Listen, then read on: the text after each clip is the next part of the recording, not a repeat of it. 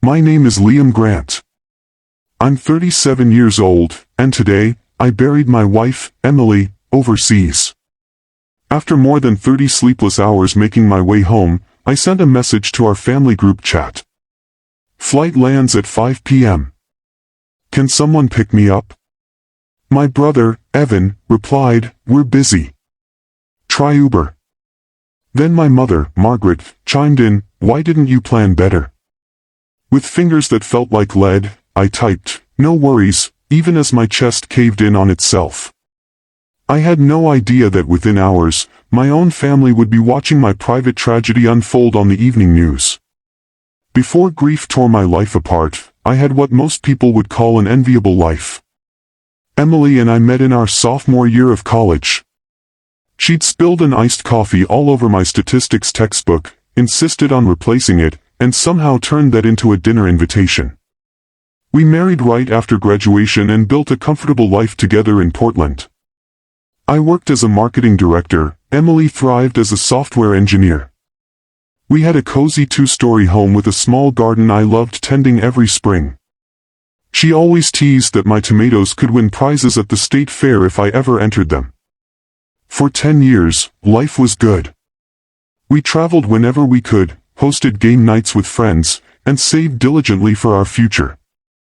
We'd started talking seriously about having kids, even turning the spare room into a home office that could easily become a nursery. Everything shifted last fall, when Emily got an offer for a 6-month contract with an international tech company in Singapore, the kind of career move you just don't turn down. I arranged to work remotely for part of it so we could spend a few months together overseas. We were buzzing with excitement over the adventure ahead. The night before she left, we had dinner at home. I remember it vividly, soft music in the background, candlelight on the table, and the way she smiled when she promised this opportunity would make our future brighter. 6 months will fly by, she said, holding my hand. Then we'll start the next chapter. For the first 2 months, Emily and I talked every day over video calls. Around the holidays, I flew to Singapore for 3 weeks, and it felt like a second honeymoon. The city was alive, colorful markets, mouth-watering food stalls, and a rhythm that was both foreign and welcoming. Emily introduced me to her colleagues, and on weekends we hopped ferries to nearby islands. Everything seemed perfect. We'd even started talking about trying for a baby once she came home. Then came the call that tore my life in half. I was back in Portland.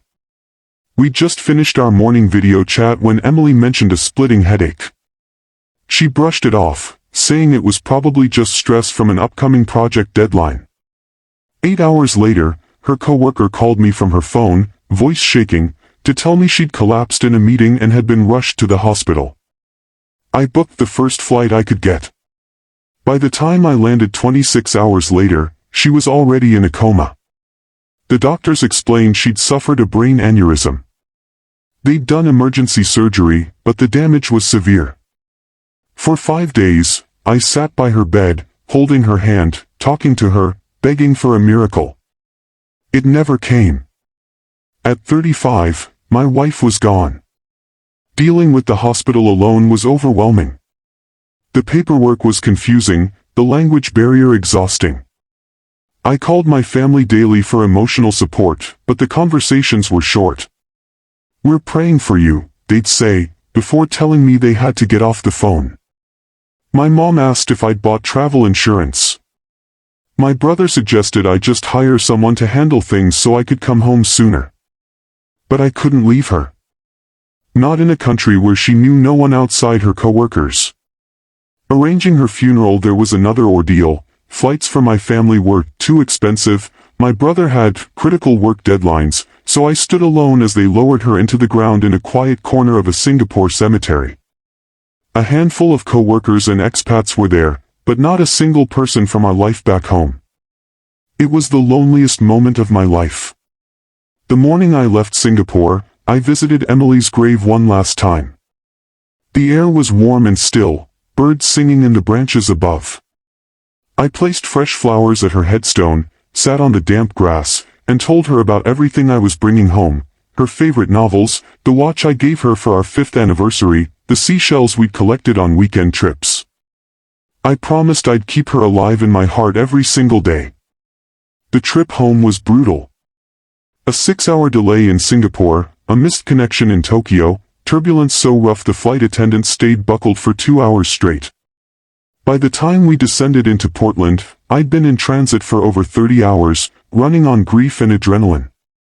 As the wheels touched down, I messaged the family group chat again, one last chance for someone to offer to pick me up. Evan replied, "We're busy. Try Uber." Mom followed with, "Why didn't you plan better?" It felt like a punch to the gut.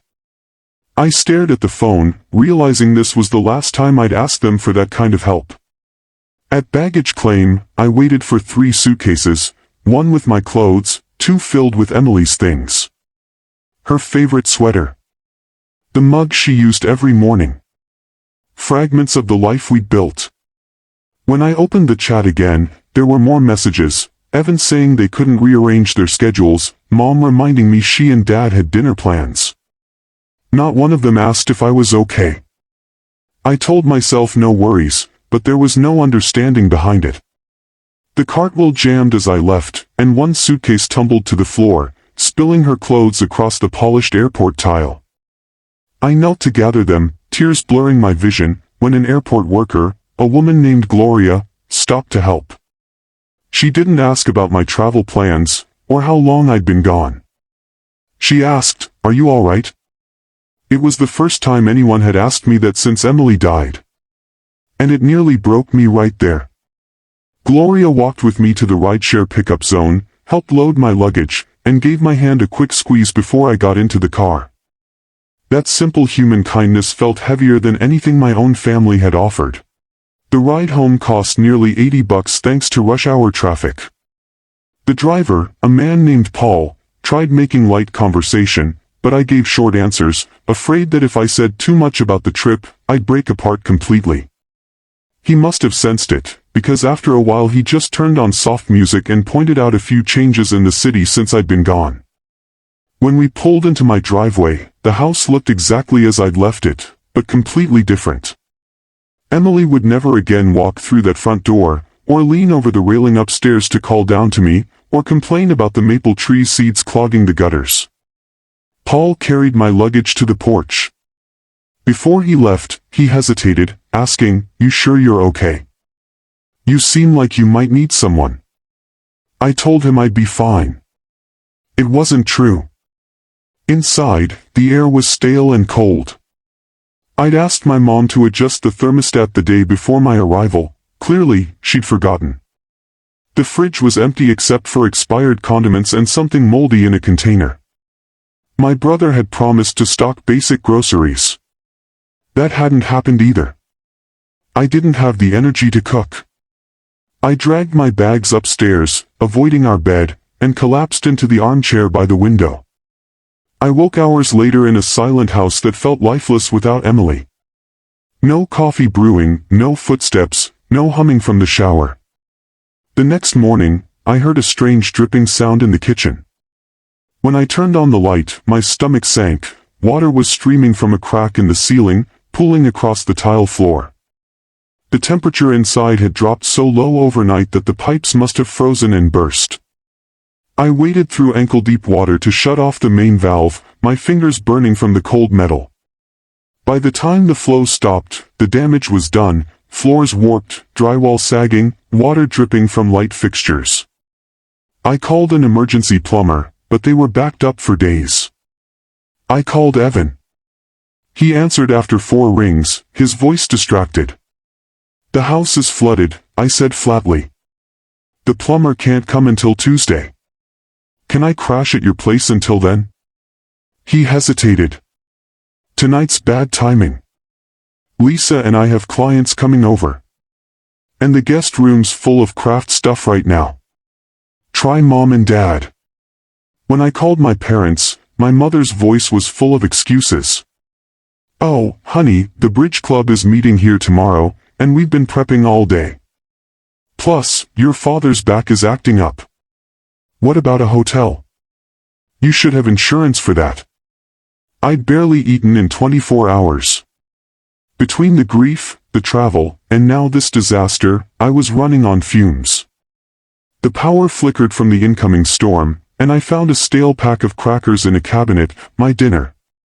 In one last push to fix something, I went down to the basement to check the breaker panel. Water sloshed around my shoes. As I reached for the panel, I slipped, my hand hit the metal box, and a bolt of electricity shot up my arm. I blacked out, hitting my head on the way down. When I came to, my temple was bleeding, my arm tingled, and the basement seemed to spin. I dragged myself upstairs, collapsed on the couch, and felt the cold creeping in.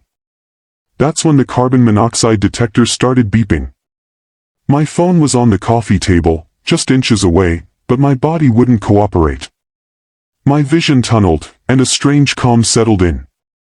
If this was it, at least I'd be with Emily again. The pounding on the front door sounded far away. The last thing I remember was a woman's voice calling my name. It was Diane Foster, my neighbor from across the street. She'd seen water pouring from under my front door and heard the alarm. When I didn't answer, she called 911. The firefighters broke in, found me unconscious, and rushed me to the hospital. I had moderate hypothermia, carbon monoxide poisoning, a concussion, and the after-effects of an electrical shock. They told me another hour or two and I wouldn't have made it. I thought that was the end of it, until a local reporter covering storm damage overheard my story from a paramedic. The angle was irresistible. A grieving husband returns from burying his wife overseas, is refused a ride home by family, and nearly dies in a preventable household emergency. By evening, it was on the local news. Screenshots of my family's messages, "We're busy. Try Uber," spread across social media. The hashtag no worries started trending. Strangers began offering help. A plumbing company fixed my pipes for free. A hotel chain offered me 2 weeks stay while repairs were done. Meal delivery services sent food. When my family saw the news, they showed up at the hospital in damage control mode. Evan was pale. "They're making it sound like we abandoned you." My mother insisted, "We didn't know the house was in that condition." My father stayed quiet until he finally asked, "Are you going to be okay?" Even then, I could tell, their concern wasn't about me. It was about how it looked. The hospital's social worker came in to discuss my discharge plan and listed all the community help being offered. Then she said something that changed everything: "You don't have to go with your family if that's not what you want." It hit me like a bell. I had a choice. I could surround myself with genuine care, or I could go back to people who had shown, time and again, that their presence came with conditions. I looked at my family and said, "I'll take the hotel." Their faces said it all: shock, embarrassment, maybe even anger. But for the first time since Emily died, I felt something like strength. If you've ever gone through something alone that you thought you'd face with others, I want you to know this: you are not alone. Sometimes the people we expect to be there simply can't give us what we need. That doesn't make you any less worthy of love or care. If this story resonated with you, hit like, share it with someone who might need to hear it, and subscribe for more true stories that remind us kindness can come from the most unexpected places. And tell me in the comments, when life got hard, who showed up for you?